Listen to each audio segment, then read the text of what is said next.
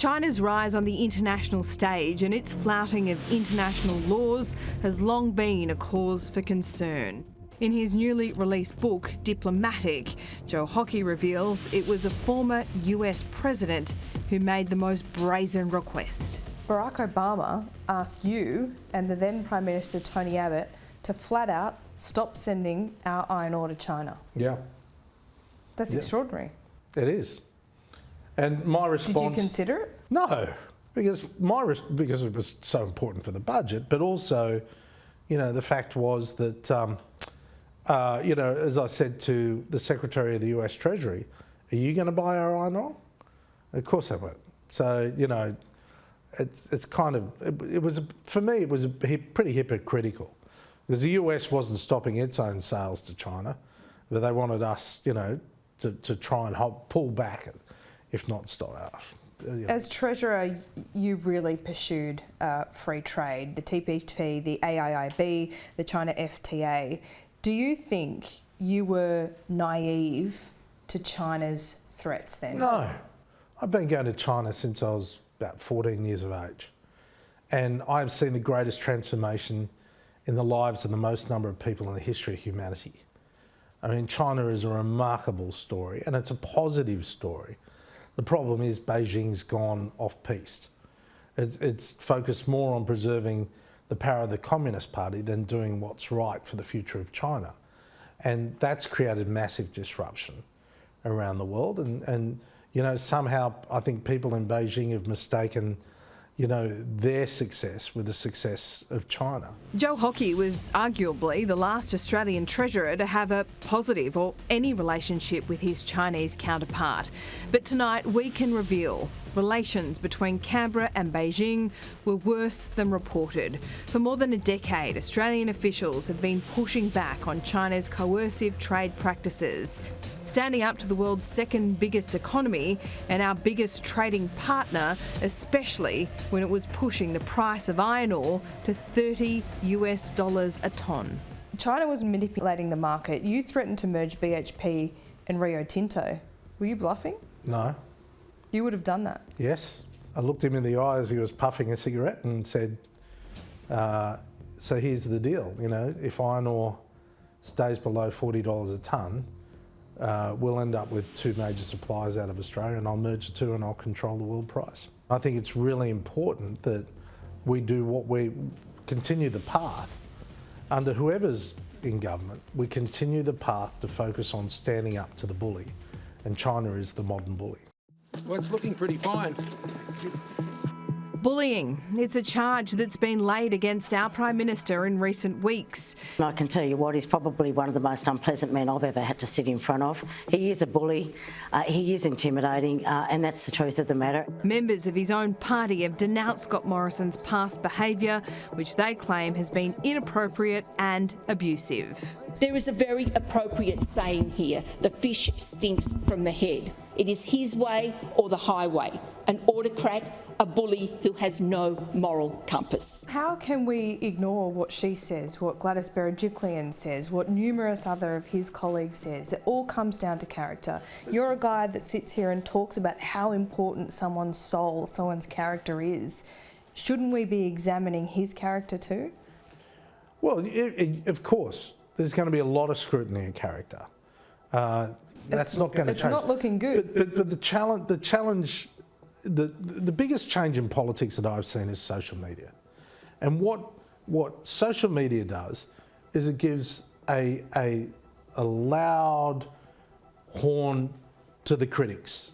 The volume of the critics is far, far louder than the volume of the advocates. And of course, if people are constantly being criticised, everyone rolls out that line, where there's smoke, there's fire. I mean, that is just, in this world, it's, you know, you're condemned before you even get a trial. Is there a pattern here though? It's and I think it's terrible. I think it's terrible. No, I mean a pattern of behaviour from the Prime Minister. No, I never saw evidence of that at all. I mean, Scott Morrison, you know, from my perspective, you know, and seeing him as, you know, when he was Prime Minister and I was Ambassador. He was very honourable. But Joe Hockey says conniving backroom behaviour is common. It ended his career and lifelong ambition to be Prime Minister. You write in the book as well, if you would have stayed, you would have become vengeful. Why? Well, because I was stabbed in the back. By who? Well, it's well documented. I mean, a number of colleagues, you know, they didn't have conviction. They didn't believe in things. They just believed in, you know, higher office, and so that's their call. I've always been a conviction person, and believe that you have to have the courage to do what's right rather than what's popular. That's why I despise independents. They only go to the things that are popular. They never do things that are unpopular. But there is love for the Labor Party leader. I really like Anthony Albanese. He's a very decent guy. But I said to him, I can't vote for you. I'm a Liberal, right? So that's the way it is. You know, You describe him as thoroughly decent, actually. He is, in the yeah, book. You don't even come close to describing the current leadership like that. I've known Anthony Albanese for a very long time, and he formed, you know, he came to my father's funeral. You know, he formed a relationship with my dad. That meant a lot to me. You know, he never, you know, I mean, he really never had a dad in his life. You know, and I've travelled a few journeys with him, and so, you know, you're more effusive about someone you really do know. You're the son of a Palestinian immigrant. You're named after a Labor Prime Minister. Did you pick the wrong party? No, I picked the right party. And that party picked me as well, because, you know, all the things that, you know, yeah. It's You're thinking about your dad. Yeah. He's a good man. He was, yeah. He really shaped you, didn't he? Yeah. Bondi Partners? Well, that's where, you know, my dad came here, set up a delicatessen in Bondi. And then the beach model, Australian beach model, walked in. Two countries coming together. Do you think he'd be proud of you today? I hope so. Do you know it? Oh, God. That's terrible. I know it, Joe. I can't do that. I can't. No. Sorry. You're right.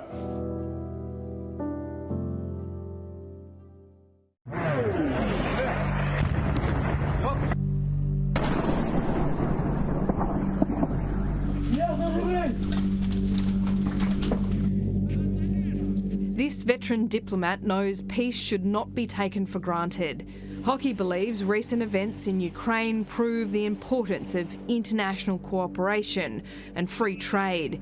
Nations should look outward rather than inward, and he has grave fears for the future. The massive crisis facing the world at this very moment is not energy costs, is not even the horrible conflict in Ukraine. It is the impact of the conflict in Ukraine and the potential loss of food production out of Ukraine and Russia, and the impact that is going to have in Africa and the Middle East. I mean, this is, you know, the Arab Spring came about because of food shortages in some countries. This is going to be a really serious threat to the world over the next 6 to 12 months. Are we on the brink of some kind of worldwide conflict? God, I hope not. I hope not. It's, you know, if people can't get access to food, and if people can't get access, and countries can't get access to resources, that is the precursor for war.